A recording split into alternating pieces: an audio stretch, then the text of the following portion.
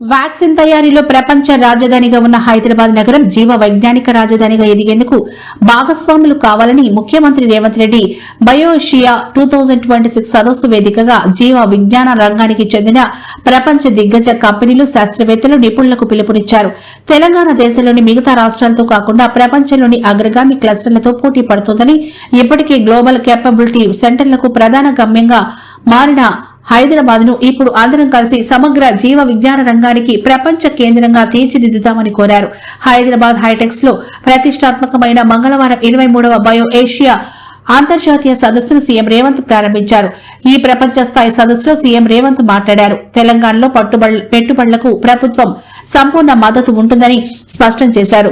ప్రపంచ వ్యాక్సిన్ రాజధానిగా ఉన్న స్థితి నుంచి ప్రపంచ జీవ వైజ్ఞానిక రాజధానిగా హైదరాబాద్ ఎదుగుతుందన్నారు. తెలంగాణ అంటే వ్యాపారమని, తెలంగాణ ఎదుగుతోందని, ఈ ఎదుగుదలలో భాగస్వాములు కావాలని పిలుపునిచ్చారు.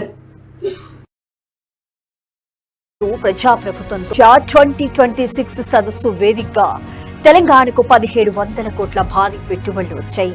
హైటెక్స్ లో ముఖ్యమంత్రి శ్రీ రేవంత్ రెడ్డి గారి అధినాయకత్వంలో మంత్రి దుద్దిళ్ల శ్రీధర్ బాబు గారి సమక్షంలో వివిధ సంస్థల ప్రతినిధులు ప్రజాప్రభుత్వంతో ఎంఓయూలు కుదుర్చుకున్నారు.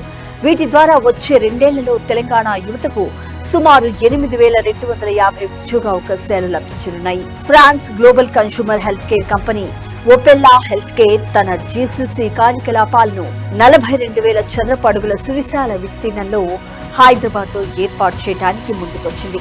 ఫలితంగా ఈ కంపెనీ వచ్చే ఏడాదిలోపు 500 ఉద్యోగావకాశాలను సృష్టించనుంది. మరోవైపు గ్లోబల్ లైఫ్ సైన్సెస్ కంపెనీలు తమ ఇన్నోవేషన్ సెంటర్స్ ని ఇక్కడ నెలకొల్పడంపై ప్రత్యేక దృష్టి సారించాలని సీఎం రేవంత్ రెడ్డి గారు సూచించారు.